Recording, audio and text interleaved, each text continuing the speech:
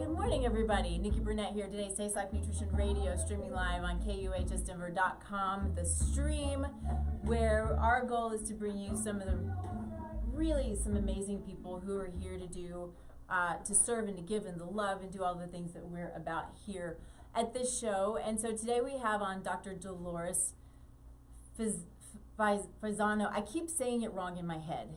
Fazzino, thank you. I'm getting the A and the I mixed up, and I do it every time. I did it this morning anyway, so apologies, but thank you so much for being here. You are so welcome, Nikki, and thanks for having me. You know, there's always some funky way I'm starting the show, so it just sort of goes that way. But anyway, I'm super excited to get into this conversation. You're doing some really cool, out-of-the-box stuff, which is what we like here. We want to introduce people to things that are outside of the conventional, and not that the conventional is bad, right? But that is a little outside of that there's more than what we know, which I want. That's what I want. I want people to hear what they don't know. That's not very deep, but that's what I want anyway. Let's open minds a little bit, right? I completely understand. I'm so glad you do. I'm not sure I do, but I'm glad you do. And what's cool though is you do come from a conventional background, and Sure. I love that. So, and I think it's so important to have an understanding and have an openness to both, because I think it's so important. And I'm jumping ahead a little bit, but I do think it's important to have an understanding of both, so we are able to pick and choose or combine, which is an important piece of it as well. But I will stop there, and we always start the show with gratitude. I believe gratitude can change the world. I think it's a big freaking deal to wake up in the morning and just, for me, it's being prayerful about what I'm grateful for, and then giving me guidance through the day. And then going to bed, being grateful, prayerful about what I'm grateful for. What I don't do, and I should do, is journal about it more regularly. But it is sort of that going to bed, waking up sort of place that I really love. Just being thankful. It really is a big deal. So, what are you grateful for today? I am so grateful that I got a great night's sleep last night. Oh, nice. Because it's been an issue, and it's just like, it's like, every so often it's like, I feel like I'm going to bed later and later and later. And so to be able to go to bed early and like actually sleep, that was like, I'm so grateful for that, because sleep is essential for me. It is essential. And sleep is one of those things that it can change. It just changes everything. If you have it or don't have it, it literally changes everything. And so I feel you. I sometimes don't sleep well, and it's a big deal. So especially when you want to be out in the world and be productive, and you've got things going on, you've got a new program coming out, and so there are all of these things that make that can be impacted by the lack of sleep or getting good sleep. So good for you. I'm glad you're getting it. And what are you grateful for today? Man, you know what? I'm going to say that something that I've been wanting to do for a long time is to buy a big stand-up freezer. This is going to sound really silly, but a really nice big stand-up freezer, and stock it full of meat. And that's what we're doing. We bought our freezer. We're in the process of buying our meat. We're going to buy grass-fed cow. We're going to buy a pig. Actually, I think a pig and a half. And we're just going to have it stocked. And I'm really excited about that. It's so nice to feel like you've got good, healthy food that is there for you. And I'm not going to the store and comparing prices and all of the things. It's just there for us to have. So I really am grateful for that. We've been talking about this for a long time, so I'm excited for that. So Excellent. Yeah. No, there's something with, being able to find what you're looking for, or actually, it's already there. It's just elevating your frequency to obtain it. So that's pretty cool. Well, congrats on that. And grass-fed beef and we used to raise our own when I was a kid, so yeah, there's a big difference from the quality of what you get in the stores, especially these days. So yeah, there is. It's interesting when we were looking around trying to find the meat. You know, I'd gotten a quote for the meat, and then I went, I have to ask. I mean, it's got to be grass fed. I talk about the importance of grass fed basically every day, and it did raise the price, which is really frustrating, right? You know, it's it shouldn't raise the price just because it's been sitting on a pasture for 2 weeks longer, but it does. And so, but that's what we did, and I was like, honey, it's going to cost more money, and if it's grass fed. He's like, well, this is what you talk about. It's not like we can actually just go buy a regular cow. you know, you got to walk your talk. You know, it's yeah, I get it. But yeah, what's the point? And you know, I talk about how inflammatory a conventionally raised cow is, and what's the point in having that much meat if I'm going to sit here and eat it and just go, oh, it's just not healthy for me anyway? It doesn't make any sense. So. Yeah, so we're excited about that. So super grateful to be able to do something like that. I think it's really I'm really grateful for that. So let's do this. We like to start the show with some, you know, with your story. You know, it's relatable. How did you get to where you are? Because you are so unique in the way that you practice, in the way that you approach your clients or your patients, and so I would love to hear just how you got to this place of the healer that you are. Oh, wow. Well, you know, this is really interesting, Nikki, because, you know, everybody has their story, and a lot of it stems from my childhood. So first of all, I was born an empath, intuitive, and highly sensitive person, and I'm a product of the 1960s, so my parents really didn't know what to do with me because I didn't fit into the conventional box of you know, kids doing certain things and stuff like that. I questioned everything, and being so sensitive, I used to feel things at a very deep level. Now, my mom, in contrast, was somebody who, her MO for anything, especially if it was emotional or sensitive, ignore it, it'll go away. Oh, wow. And for somebody who's like an empath, intuitive, and highly sensitive person, when you ignore it, it doesn't go away, it grows bigger. And I used to tell her, it's not going away, it's getting bigger.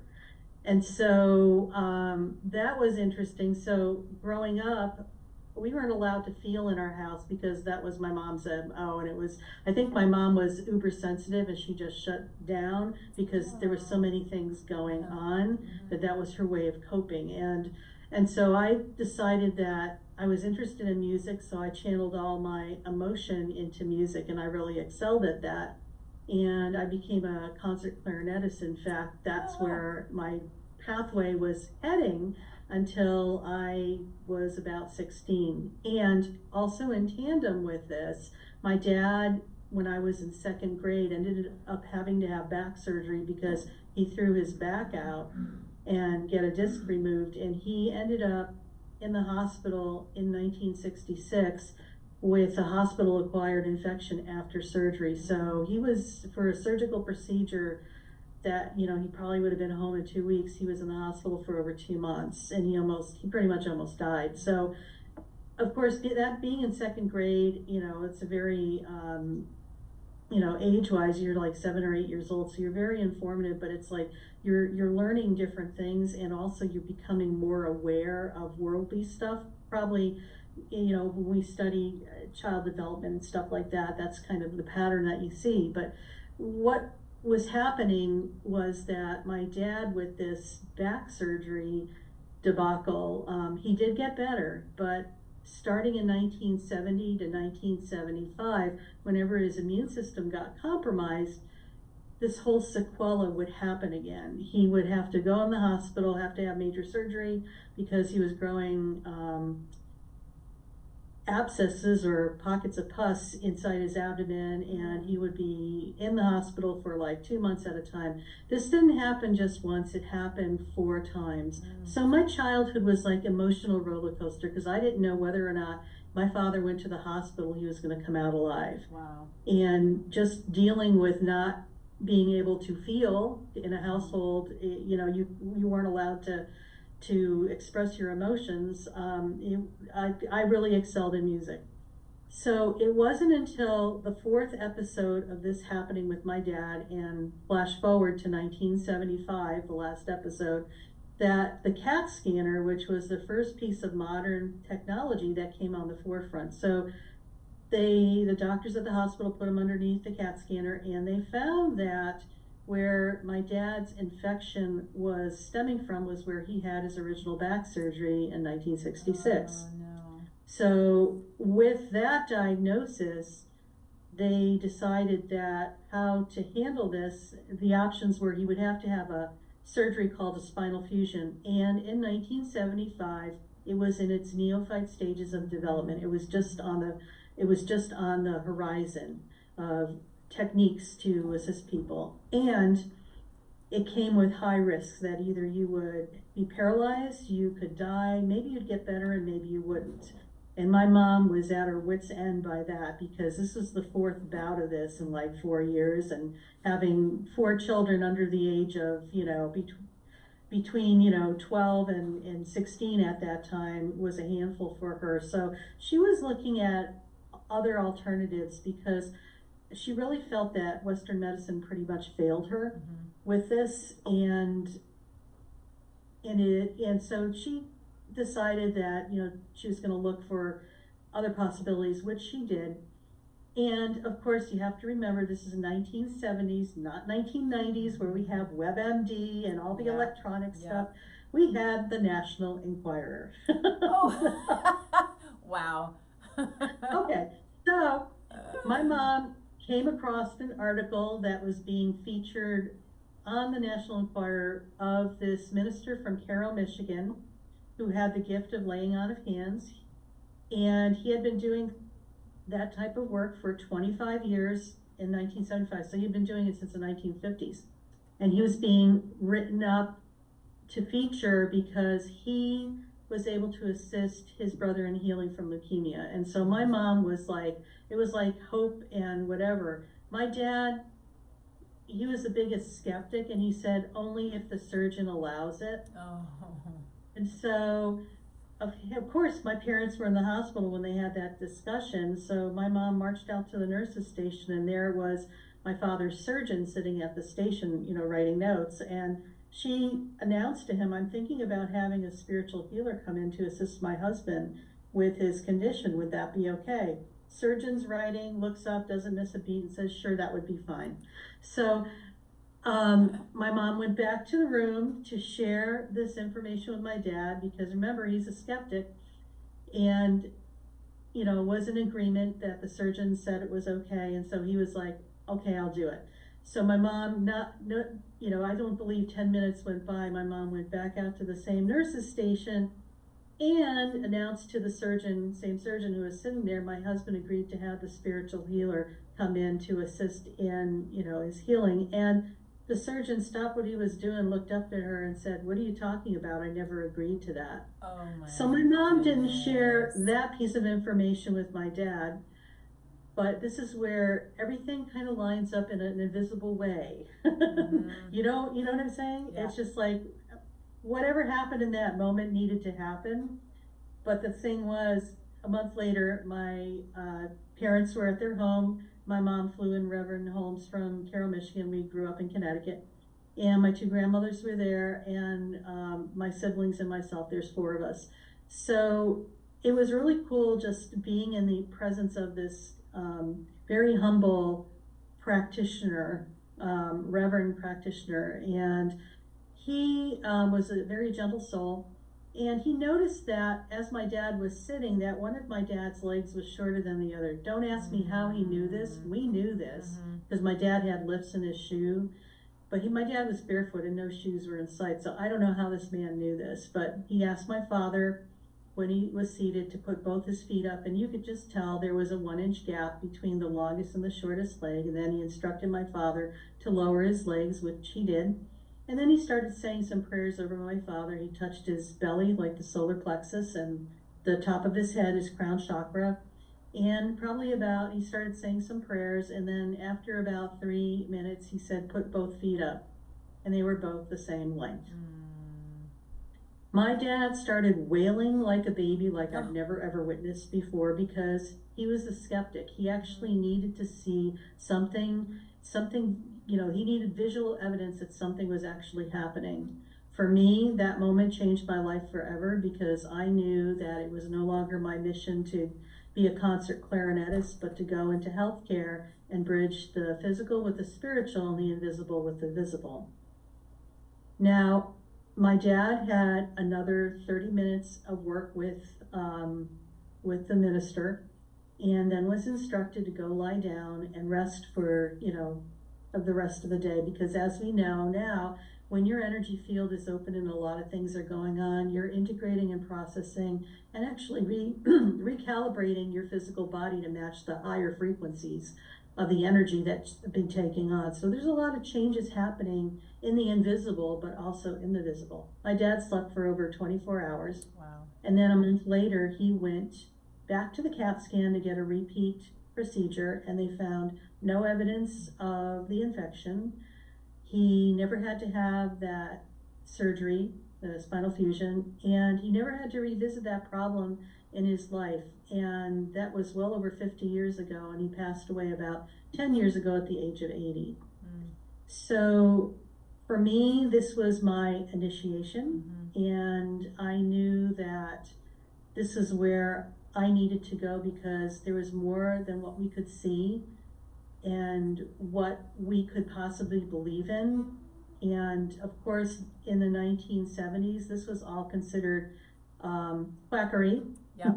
Today it's woo, now it's quack, then it was quackery. Yeah, and now it's really pretty much accepted. Yeah. So, yeah. Which thank God I'm here to witness, and I've witnessed the whole, thing. So it's been an interesting journey for me, because I've been pretty intuitive and dialed in from a very young age, and just witnessing the transformation of things. I just remember, as a young nurse in the 80s, I worked in intensive care unit before I transitioned into the surgery department. And, I would know things before they were actually going to happen. In fact, some of the doctors got, when I would say something, they said, Dolores, when you say something, we have to listen. Thank you. I appreciate that. Because I'm not going crazy, because it would manifest. Yeah. It's just like, how do you know? I just know these things. I don't know. I can't tell you, but, so it was interesting. So, I'm so very grateful to have been on this journey for myself, and being in healthcare now well over 45 years. It's been a ride, let me tell you. I bet. And living through, I'm going to call it our first pandemic, which was the HIV/AIDS thing, because it was really a pandemic, because nobody knew what was going on. Yeah. And I just remember being in the ICU, and I was very naive at that time, because I thought Western medicine had all the answers. Until that happened, and I got to witness the protocol changing on a daily basis. And I'm thinking to myself, oh shit, nobody knows what's going on. Right. Yeah. Yeah. So that, was a huge epiphany for me. And how important it is that people stand in their power, because we give that away so easily. And in Western medicine, or when you go to the doctor, you do that all the time. So I see it. Yeah. I see it on a regular basis, and something that I try to talk about with the people who I see. Well, because you can see it when they come in. You see their faces, and you just see that they feel so powerless, because there's so much going on. They don't know why. They've been handed from place to place and from doctor to doctor, and it is very disempowering. And my entire goal, and yours as well, is to help. For me, it's let's understand your body, let's understand what it's telling us, because it's always talking to us. So when we understand that, then we can start to work with it, because I fully believe that no matter what our situation, the body is so innately beautifully smart that it might, we call it dysfunctional, I think it's protective. And if if we work with it, then it and start to understand it, then hopefully it should be a game changer, right? Well, it is. And I believe that we are sovereign beings, and our body is wired to heal. Yeah. It has this innate ability to heal itself. Unfortunately, we have, over the whole existence of humanity, given pieces of that away outside of ourselves. Yeah. And we're at a time in humanity's evolution where it's time to start retrieving those pieces, even if it's a slow process, piece by piece, because not only in this lifetime, but other lifetimes as well, what has happened is that something tragic happens to us. It's like a fragment of our soul gets lost in that time and place. And it's like a little belief or a thought, and it plays on a loop, and it's all unconscious, and it kind of feeds who we are and drives us. And so if you're ever wondering why you have repeating patterns, it's like probably there's something at a deeper level that got left in another time and place, and it's time to go back and retrieve that. It's like a soul retrieval shamanic type of thing, but it's so effective, and it works very well, because what happens too sometimes is that when you fracture off a piece of yourself in another time and place, many people always are like reliving that. Okay? Yeah. And it could have happened early in your childhood, but it's now, you're an adult and you can't understand why this is still happening. But the beauty of it is, like, sometimes there's a trigger in the present moment that triggers that whole memory, okay, or that whole feeling, and you want to blame that trigger, but it's not. That trigger is truly a gift, because it's allowing you to, instead of be reactive, be proactive and say, okay, this is interesting. I'm being triggered by this. Where is this coming from? And then you're able to go deeper, and you'll find some really wonderful gold nuggets. And I think I want to share a story here, because this happened to me personally last fall. I had a colleague of mine at one of the hospitals that I practice at who committed suicide, which was so tragic. And I didn't know him that well, but I just so felt that grief so deeply that when I was able to sit with it, I went to another time and place in my lifetime, like 60 years ago, of something that had happened to me that I was able to heal and put in and come to peace with that and move forward. And it was like a game changer. So the gift in that for me was like when I saw his spouse, who's another colleague of mine. She's another physician, and I hadn't seen her in months, and she saw me and we started crying, and I said, I need to share one thing with you. I just want you to know that because of this, I was able to heal something that I've been carrying around for over 60 years. And I want to thank you for that. And so, I mean, that was huge. It was just like, you just don't know how things are interrelated, or how, something that looks so superficial like that, that's not even related to you, but triggers you at something at a deep core. So it's really important to pay attention to that stuff, because I feel we're in a time of massive personal healing that's going to allow us to go to our next levels. I hope you're right. I know I'm right. Yeah, okay, good. Because I know that we're also sitting in kind of a crazy time. I think what I would really like, before we get too deep into this, because, well, I would like for you to explain empath, and I would like for you to explain highly sensitive. Those are two things that I think maybe most people know, but maybe not. And how my understanding is they kind of go also maybe hand in hand. So I'd love for you just to explain that a little bit. Sure. Well, being an empath is when you are able to feel things deeply, where you really don't have a boundary. Sometimes your boundaries are so, what we call enmeshed. I'm demonstrating with my fingers, okay? It's like when you lock them, that area where it's locked, it's what we call enmeshment. It's like you don't know where you end and something else begins, and you feel things very deeply, and it's like more of a boundary thing, and you take on other people's stuff as your own, not realizing that's the unconscious dance, to try to heal it for them and process it for them. It's exhausting. Sometimes you feel like you're going through 50 shades of emotion, and especially if you're an empath and you could feel, it's like you almost feel what that person is going through, even though it's not your stuff. It's like you take it on as if it's yours. So for people who are that way, it's really about learning how to use discernment with energetic boundaries.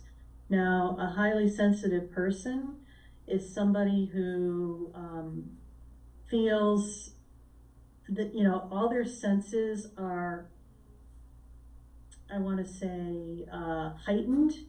It's like the sense, maybe there's a smell that, all of a sudden you smell that triggers something in you, or it is seeing something that triggers. It's like just being, there's a lot of triggers in your world, okay? And sometimes even tasting food is a trigger. What you're experiencing or witnessing in the world is a trigger. So it's like, I believe when you're highly sensitive, it's like all your senses are heightened, and you're feeling things at a very, very deep level. In fact, it interferes with your ability to function, because sometimes I give the expression that sometimes it's too peoply outside, because energetically everybody's stuff is flying around. And it's like, self-care for me is staying home, because it's too overwhelming being out in society, even to go to the grocery store, or, for those of us who have to go into a hospital setting, it's like an energetic shit show, because the energy is just flying, and it's just everybody's stuff is there, and blah, blah, blah, blah, and it's just like, and it's learning how to protect your energy field and to learn how to dial that down so you could function in society. So there's a lot of things that people can do. I think half the battle is just realizing that you are this type of person, and okay, now that you know you are, now there's things you could do. For some people, and I know myself, the first 30 years of my life, it was just like, I couldn't understand. I thought I was like suicidal and depressive, because it was just like all this energy, I didn't know if it was mine or somebody else's. I was taking it on as mine, and it wasn't. So it was about, once you're able to see that and discern that, it's like you start getting your energy back, because it's not being pulled in multiple directions. So I hope I explained that a little better for the audience. Yeah, that's great. That's great. I appreciate that. And so what you had said earlier is you realized with this healing of your dad, that you knew that your direction was healthcare in a spiritual way. So you went into healthcare as a conventional medical clinician, right? Nurse practitioner? I'm a nurse practitioner, yes. Yep. But at the time I was a nurse. Okay. I didn't get my nurse practitioner until the late 90s, but yes. Okay. So you were in the hospital, you did surgery.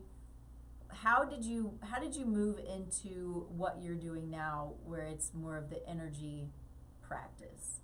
Well, I think, Nikki, you have to realize everywhere you go, here you are. Yes. And the thing is, if you're that energetic being, and you've always been, it's like it just goes with you. So I think it was, realizing that I played on the fringes of woo-woo all the time, and being able to see things that other people weren't able to see. It's just like I didn't, and the other thing too, for me, working through a lot of my stuff was about being seen and heard. Okay, because so you add that element onto it back at the time and place that it was.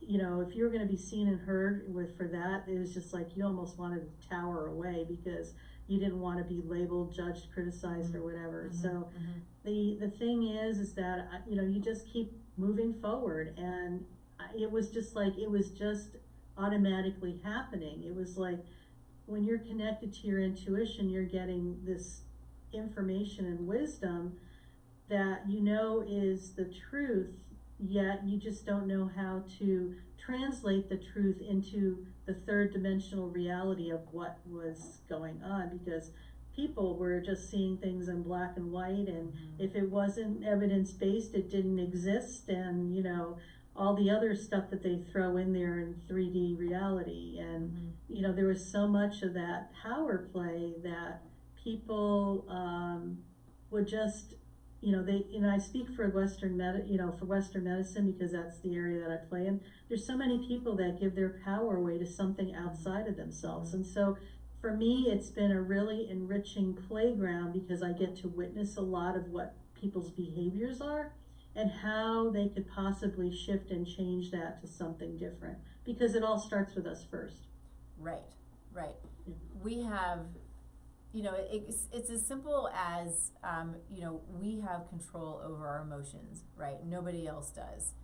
And so it's a very, I mean, it's, like I said, a very simple example, but I sometimes, every now and then, will have to tell myself that if I'm in a bad mood, it's up to me to fix it. It's not up to anybody else. So I would say that it's that way with most things, that we may give our power away, but it was up to us, and we know we can get it back. We can, you know, take control of the way that we're feeling and control the way that we're, you know, approaching certain situations. So anyway, I love that. One of the things that you talk about is being an energy whisperer, which I love. Okay. Yeah.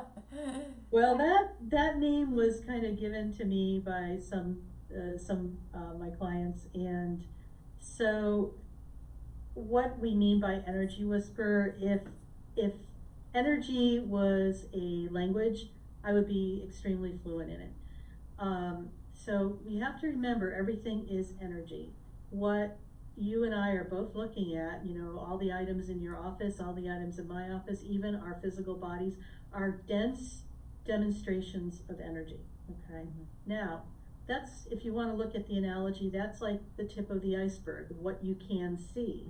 Now, below the surface of the iceberg, what you can't see are your thoughts, your beliefs, your connectedness to yourself, the ancestral lineage, the dimensional stuff that's going on. These are all, this is all energy, and it's under the surface. It's something we cannot see because we can't tangibly feel it. Now, if you're sensitive, you might be able to feel it. So those things are like radio waves, okay, in the ethers. You can't see those. You can't see radio waves. You can't see cell waves or 5D waves or whatever.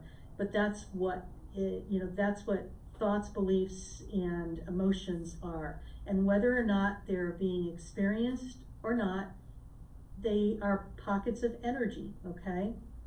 And like for emotions, for example, we in this country have had a anti-being emotional type of thing, where we're not allowed to feel, or we've been programmed that it's not safe to feel. And so what happens is that we try to control that. So that's like a blockage of energy. Say, for example, you're really angry and you're the type of person that, you know, oh no, I can't feel that, I gotta internalize it. So it's a pocket of energy, and it kind of goes in your energy field, and over time you do that for enough of years and decades that it finally trips over into your physical body and starts raising holy hell with your physical body, and you create a disease or maybe cancer or, you know, whatever.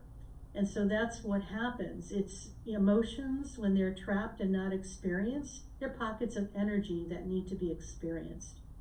So this is all under the surface, okay? We know that there's a link between your emotional health and your physical well-being. And we do ourselves a huge disservice when we are, and I just did an episode on my podcast about toxic positivity. Oh, yeah. Yeah. So it's like, you think you could be Pollyanna and everything's beautiful and stuff like that. And those people, they're distracting themselves from going to where they need to go to heal that. Okay? Yep. And it's like you're here on earth to have a human experience, and part of being a human is having emotions. You need a physical body to experience your emotions. Did you know that? Yeah, you do. Yeah. I mean, it makes sense. Yeah, and so many of us, once we dip our toe into the pool of emotion, we go into our heads, and we're trying to like play whack-a-mole to control it so we don't feel. Yeah. Right? So, case in point, yesterday I went out and I came back and I was feeling really sad, and I couldn't really understand why. So I decided I was going to sit with that instead of trying to like push it away. And I sat with that, and in a matter of an hour or two, it went away. It moved through. So what I'm saying is, like, just give yourself the grace to sit with whatever you're feeling without projecting it onto somebody else, okay? Just sit with it, because sometimes it is the unconscious stuff within ourselves that's coming into consciousness. So whatever the sadness was probably unconscious. Now it's moving into consciousness, and once it moves into consciousness and you experience it, it moves on quickly. So, question for you, and just pure curiosity, when you say sit with it, I'm curious if you mean like you physically sat in it for a while, or you continued on with your day and just let it be. You know what? I continue. Sometimes I do sit with it. Okay. Sometimes I just allow it to be what it is, and just, instead of trying to push it away, just allow it to be. Because I think our normal tendency, anything that's painful or uncomfortable, we want to keep at bay. Yep. And I feel it's an opportunity when you sit with it and witness it and just be with it, but don't become it. Difference, okay? Don't become it. Just be with it and just nurture it and love it up and appreciate it. It's just a part of you that fractured off in another time and place that wants to be called home. And when you're able to do that, it's like you'd be surprised how much of your energy you get back as well. I love that. So circling back to the energy whisper, that's what it is. Because when I work with clients, it's like they start talking, and then I get the sense of what is going on. And, I'll share with them and saying, something I believe happened at a certain age, and this is what I'm being shown, and, does this resonate with you? And, a lot of times it's like, yeah, it does. I said, okay. So it's not about healing it for them, it's showing them where it is and unraveling that so we could teach them how to heal it for themselves. Because I'm all about teaching people to tap into that innate healing ability that is their sovereign right, that over time and place, either consciously or unconsciously, they've given that power away to something outside of themselves.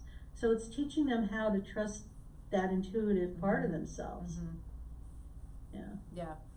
So would that move us then into what you're calling self-advocacy? Self-advocacy. It's about standing in your power, basically. And it's about really trusting your gut, your intuition, your higher self, whatever you call it. It's still that innate wisdom that each one of us has. I don't know if you're aware of this, or the audience is aware of this. We have like a higher self, which is our master soul that is on the other side. When we incarnate, only a fraction of that master soul comes into this incarnation. So we have all access to this, our higher self, which is our master soul, to gain all this access and wisdom. So I feel it's really important just to tap into trusting your intuition and allowing yourself to be led by your intuition, okay? Your intuition is going to tell you the right next steps for you, not your spouse, not your kids, not your neighbor, not your doctor, but you. And it may be counter to what you're witnessing or experiencing in the periphery, but it's the absolute right thing for you. And when we've all had those gut feelings about things that we should be doing a certain thing, but when we ignore it, we learn, by experience, we wish we listened to our intuition, right? So that's what I mean. It's just like trusting that no matter what is going on in your external. This is how you create more certainty in your life in quote uncertain times, because there's, you know, an energetic, you know, I call it the energetic shit show. It's it's like this, it's like you're the, inside of those old washing machines, you're that thing right in the middle, and that spin cycle spinning around. It's like that thing is calm and centered in the middle, but everything's, you know, whooshing around, and it's just like, you know, it's scream worthy. It's like you want to go, like, get me off the ride. But so, but it's about creating that certainty within ourselves, because Nikki, everything starts with self first. And, you know, a lot of times people say, well, I want to have this, that, and the other, you know. Well, it's like, okay, you want to have this, that, and the other. What's the energy of this, that, and the other? Is that the energy that you're carrying right now? Probably not, because you don't have it. Right. Energetically, you're probably vibrating here, and what you want is vibrating here. Yeah. So guess what? Ships passing in the night. Because like attracts like, right? Yeah. So, you know, I'm a firm believer that everything you ever want is in your energy field. It's just vibrating at a different frequency than you are now. And usually it's a higher frequency than you are. So how do you access that? Moving forward is not moving forward literally. Moving forward is moving upward. Okay. Yeah. Raising your frequency. So it's about learning how to trust that intuition. Following that intuition, and no matter what's going on around you, just put your fingers in your ears and go la la la la la, can't hear you, to the external stuff, and just focus on what you need to be doing for your next steps. So I have a question, and I hope that I can say this well enough, because what I think happens a lot, because we all have, you know, our different beliefs and views and religions and all of these things, right? And so I want to ask you this question from a Christian perspective, because I want to make sure that I'm following what you're saying, what I believe to be the case, right? So when you talk about our higher self, to me that is the Holy Spirit, right? And it could be. That's who I would reach out to for guidance, and that's who I would talk to for guidance. And that whole, I'm going up here, but the Holy Spirit is here, right? And so that's it. So does that make sense? It makes total sense. For some people, it's the Holy Spirit. For some people, it's their God spark. For some people, it's their intuition. It's whatever, you know, it's that inner voice that you hear. Whatever that is. It's usually your intuition. Some people, it shows up like it as a gut feeling, or maybe they feel it in their chest. It'll be somatic too. It'll show up maybe in your mind. I don't know. Everybody's so uniquely different. But it's learning how to tap into that and, you know, not comparing yourself to other people. Well, they have it. It's just like, no, this is going to be unique to you. Yeah. Because you are unique. You're not like everybody else. Thank you know, you for that. Yes. You were made, and the mold was broken after that. So. Oh, I love that. I don't say the last part. The you were made and the mold is broken is amazing. I think that's so good. But that's another thing that I am. You know, every time people ask me, you know, this is super simplistic, but how much protein should I have? How much fat am I supposed to have? I'm like, I don't know. How much are you supposed to have, right? I can look at general guidelines, but we can look at your genetics and have a better understanding of what this means. But you are different than everybody else. Go ahead. I was going to say, I'm going to just piggyback on it.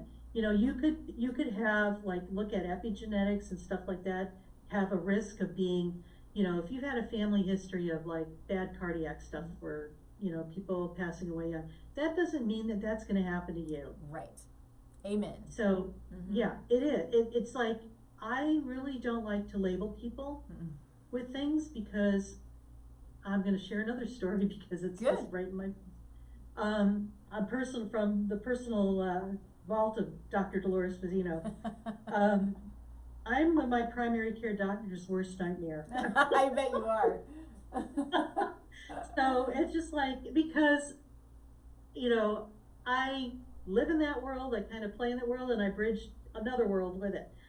But what happens is that just because you have lab work that's out of whack, and, you know, in my case, it was like my lipid panel and cholesterol and stuff, big family history of that on my dad's side. It's like, and all the family lived until their 80s and 90s. Mm-hmm.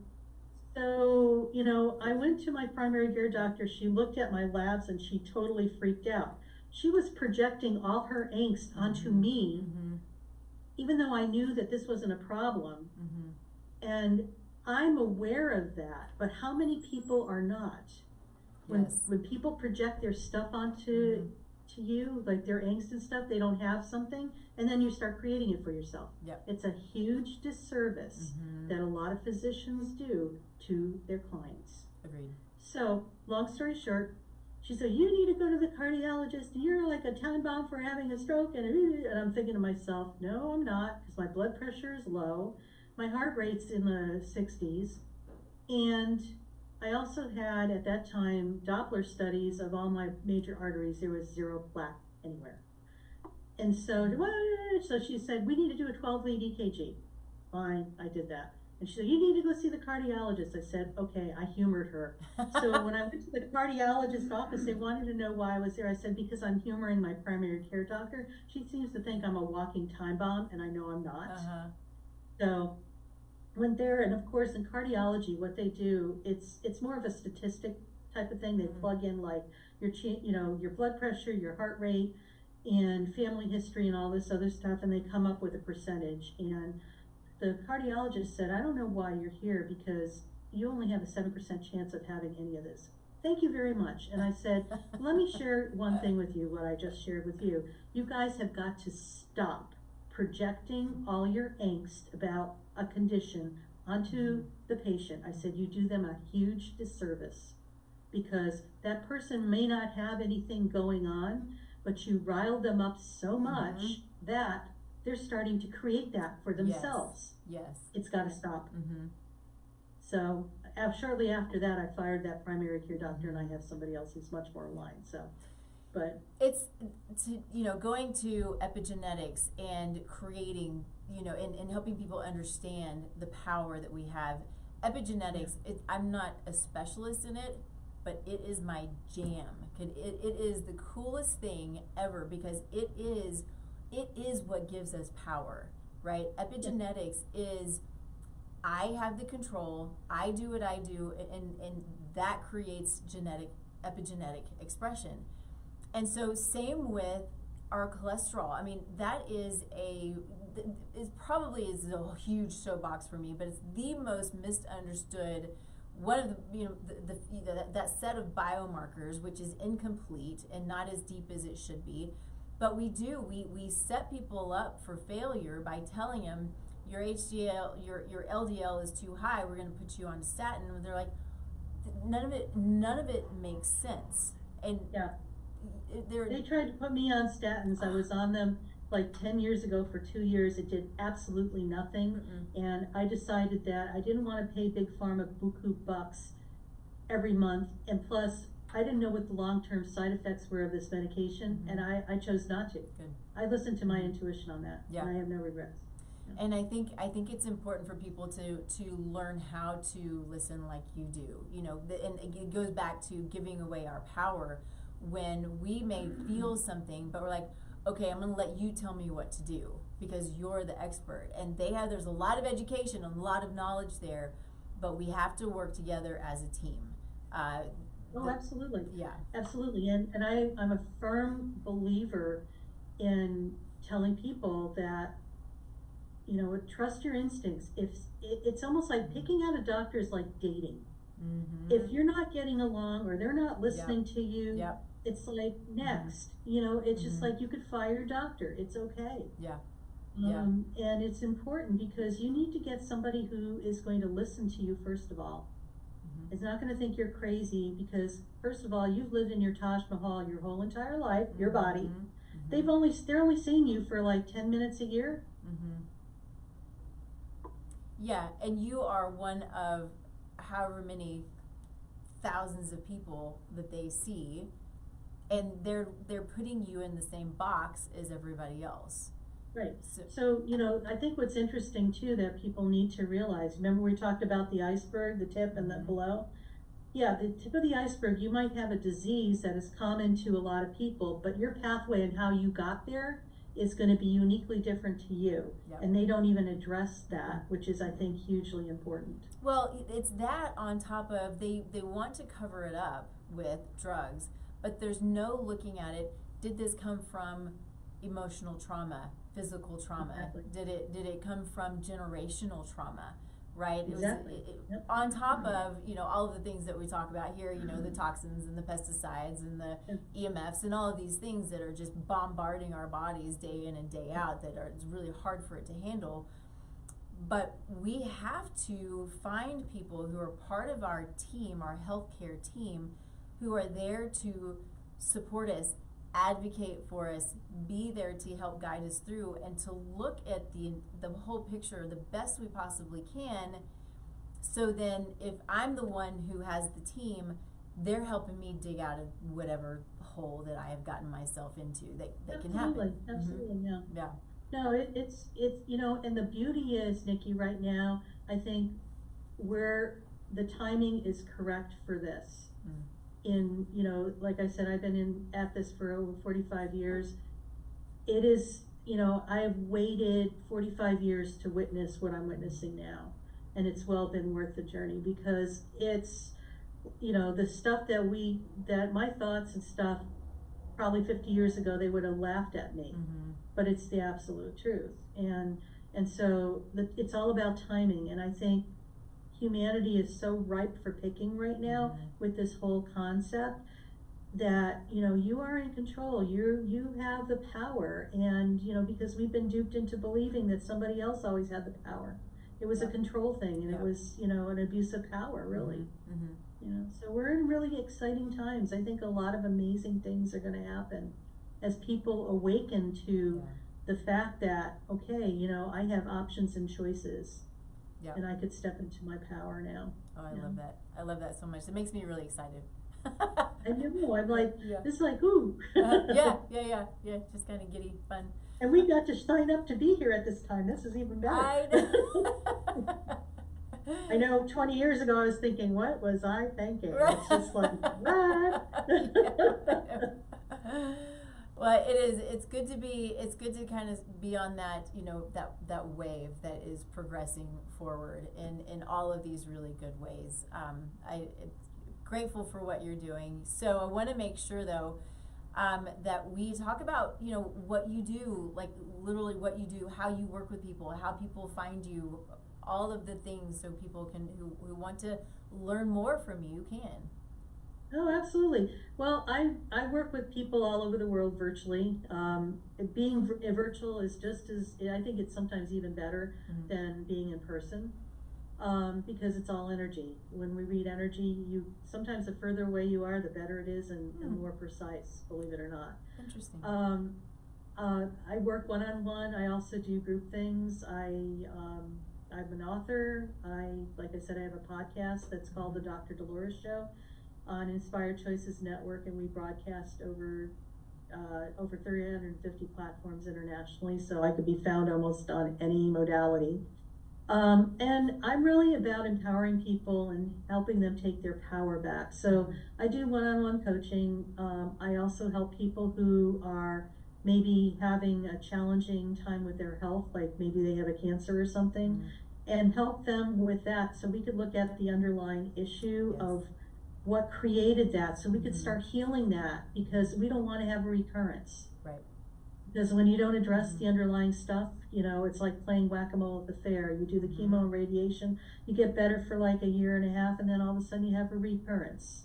So it's like looking at what contributed to that and making some changes within yourself, if it's lifestyle, but also mind changes or mind thought changes and stuff like that. So I help people with that. Also, what I really am passionate about is so many people are waking up right now, and what I mean by waking up is that they're realizing that the external world is no longer supporting them in the way that they feel it should. A lot of people right now are transitioning out of jobs, relationships, maybe they need to move or pick up place and they're being sent someplace else. What we have to remember is that when that stuff happens energetically, it's no longer in alignment with who you are, and you're creating a void for the upgrade to come in for something better. So it's about teaching people skills to allow them to embrace that and take their power back. So I'm all about encouraging people and empowering people so they can live their best lives. So if it's, you know, a transition in life right now, or if it's a disease process, and it doesn't matter how old you are, it's just like those are the people that I work with. And you know, you could reach out to me through my website, drdoloresfazzino.com. And for the audience, if you are the type of person that has a brain that travels all over the place and you can't stay in the present moment, I have a free downloadable meditation it's a grounding meditation that keeps you in the present moment. So that's great. I think that's the biggest thing that I hear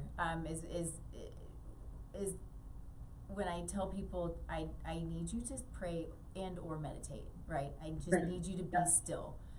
And they're like, I can't. I don't know how. My brain doesn't shut off. I'm like, nobody's brain actually shuts off, you know? It's always a practice. So, you know, you can't say you can't, because then you're just putting a hard foot down. You're not giving it a chance, because it's a practice.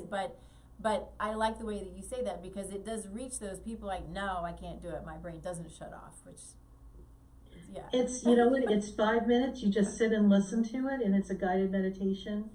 And you will feel different, because you will actually feel what it feels like to be in your body. I love that. It's a, you know, it is such a subtle thing, but when you're fully present in your body, it's like this awareness of the expansion is available to you. It's like you could be right here, but you could be in another part of your house energetically. But you're grounded in this, instead of being in the ether is just, you know, and I think, Nikki, we could both agree, when you're in your body, you're in your present moment. Right. When you pop out of your body, you're in your mind, you're worrying, you're contemplating tomorrow, thinking about yesterday. Your list of to-do things just goes on, and it just, you're not in the present moment. You're like in another time. So it's about, what it is about right now is just being fully present in the moment. This is how you're going to be able to maneuver through what we are all going through, and cutting yourself a lot of grace and self compassion. I love that. Your meditation, did you say it's a free on your website? It's Is that what you said? free. Okay. It's on my website. It's a pop-up that comes up. Just sign up for it, because it's I think it's a game changer, and it gives you a taste of what it's like to be in your body. Okay. It's a whole different, and it's only 5 minutes. You could do it for 5 minutes. Yes. And that's another thing that I try to tell people. Just start with the 5 minutes. 5 minutes in the morning, 5 minutes in the evening. Do it in the shower. I don't care. Just do it. You know what? You have to start. And sometimes it's just taking baby steps. Yeah. You know, Nikki, there's this analogy that, how do you eat an elephant? One bite at a time. Yep. So it's like, you know what? It's like, it's a big thing. You take baby steps. Yep. Well, I mean, the baby steps are the most important thing, really the most important thing that we can do, because it's too hard to take big steps. So it's just that little tiny forward movement that in time creates that massive jump. So absolutely, absolutely, yeah. You have to show up. Yes.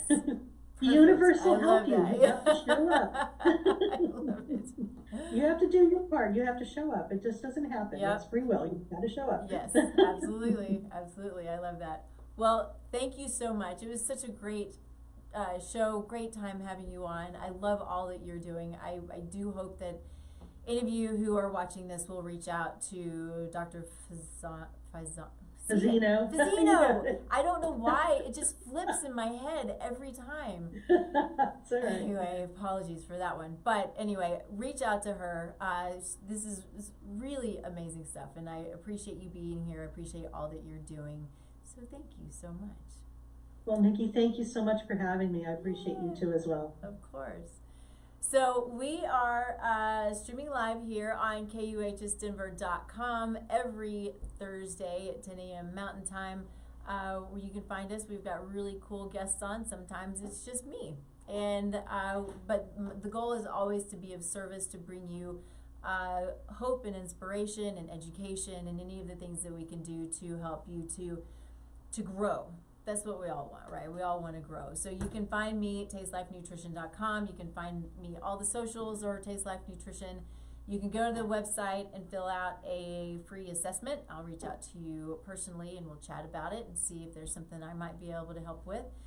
If I can't, I've got a really big web of people who I know who are really amazing at what they do, who I love to refer to. So feel free to reach out. I'm always happy to chat. You can always look also for, if you are a woman or if you are a couple looking to plan for pregnancy. This is not already pregnant. This is planning for pregnancy. Reach out. I'm happy to chat about that as well. So soulful conception really is, we're talking about epigenetics. Soulful conception is taking the time to prepare for pregnancy today because it will impact generations ahead. And I think that it's so powerful and it's so empowering, and it's good stuff. So reach out, we'll chat about that. And that's what I got. So thank you everybody for being here, and thank you so much. And we will check everybody out next week, Thursday, 10 a.m. on KUHS Denver, the stream. See you later.